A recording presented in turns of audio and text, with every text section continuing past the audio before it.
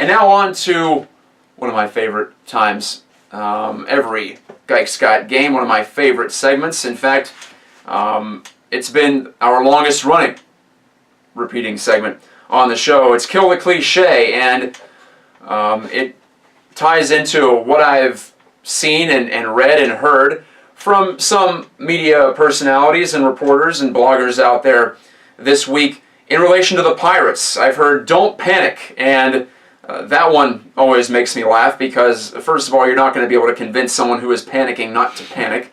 That's just not possible. A person's going to feel how they feel, but I always find it odd when media people try to tell fans how to process things and how to feel. To me, I feel you can present the information, lay it out there, and let the consumer decide for themselves. And when you're telling someone not to panic, not only is that, I think, foolish and worthless, it's also a little condescending because it comes off as you trying to dictate how someone should feel about their team. And being a sports fan in the first place is irrational. So like I said, it's a waste of time, but maybe panic is a reasonable reaction to getting swept by the preseason World Series favorite, certainly the National League Central favorite in the Cubs, if you're talking about the Pirates this week. And of course, this Kill the Cliche applies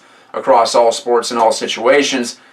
But the situation for the Pirates is not good after not just losing all three, as they did last year at this time to the Cardinals to fall way behind in the Central race, but to be dominated, to be outpitched, out-hit, out-defended as the Pirates were by the Cubs. I could certainly understand why there would be some panic from some fans and thinking that their team, the Pirates, is falling well behind in the NL Central pursuit. And they have so far, as I mentioned, going into the weekend, 6 games back of the Cubs. So a lot of times emotion can inspire changes, and I know that the Pirates certainly aren't talking about panicking about their position right now, but certainly room for concern, certainly room for worry. And if a fan, which by the way is short for fanatic, if a fanatic wants to react emotionally, then let them do so, and don't tell them what to do. It doesn't really seem to be a worthwhile use of time and energy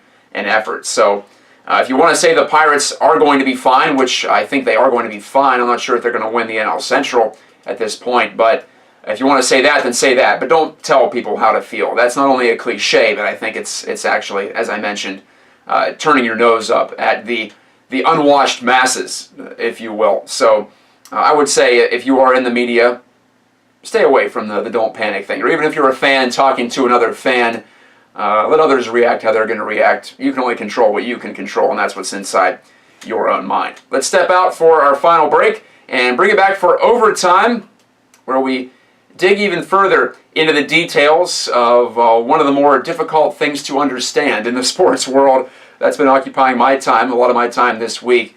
But I still think it's worthwhile. I'll tell you why after this on Gajtka Game.